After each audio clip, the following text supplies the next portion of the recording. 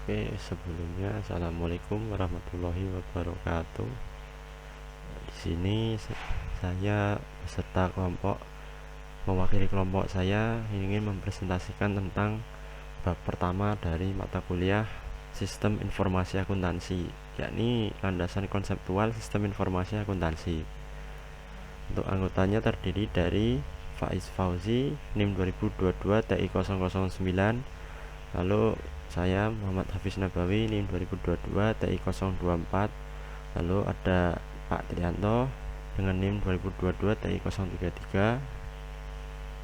Langsung kita masuk ke materi aja secara singkat. Yang pertama, pengertian sistem informasi akuntansi. Informasi akuntansi dan keuangan sangat dibutuhkan oleh berbagai pihak, khususnya untuk manajemen sebagai dasar pengambilan keputusan bisnis. Dasar dari sistem informasi akuntansi berasal dari rangkaian sistem yang terintegrasi dengan software dan akuntansi sehingga membentuk rangkaian dalam suatu program atau software untuk lebih jelas dan detail. Lalu yang kedua ada elemen sistem. Dasar dari sistem informasi akuntansi berasal dari rangkaian sistem yang terintegrasi dengan software dan akuntansi sehingga membentuk rangkaian dalam suatu program atau software. Tidak semua sistem memiliki kombinasi elemen yang sama, tapi suatu susunan dasar adalah input, transformasi, output, mekanisme kontrol, dan tujuan. Lalu ada jenis dan sifat sistem. Sistem lingkaran terbuka adalah sistem yang tidak mempunyai elemen, mekanisme kontrol, dan tujuan pengendalian informasi keuangan dari ruang lingkup siklus akuntansi. Sistem lingkaran tertutup adalah sistem yang disertai oleh adanya elemen, mekanisme kontrol, dan tujuan. Biasanya disebut sebagai closed loop system. Lalu sistem terbuka adalah sistem yang dihubungkan dengan lingkungannya melalui arus sumber daya. Biasanya disebut juga sebagai open loop system atau open system. Sistem tertutup adalah sistem yang sama sekali tidak berhubungan dengan lingkungannya.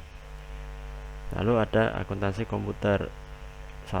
Proses pencatatan dan pengolahan data menggunakan software yang belum terintegrasi dalam kesatuan dalam bahasa pemrograman. Contoh membuat laporan dengan software Microsoft Office.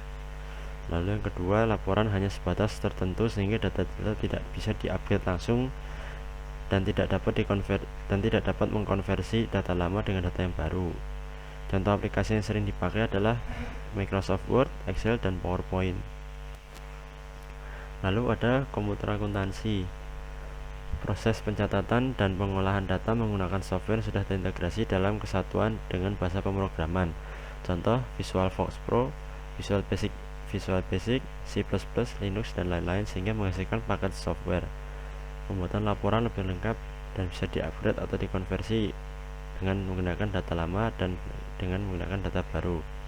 Contoh aplikasi yang sering dipakai adalah MYOB Accounting, TechEasy, PA3, Value Plus, ERP, MRP, dan sistem akuntansi yang terintegrasi lainnya. Oke, untuk presentasinya cukup sekian. Singkat saja, semoga bermanfaat. Apabila ada yang ingin ditanyakan bisa bertanya melalui grup atau langsung japri pribadi. Apabila ada salah kata mohon dimaafkan.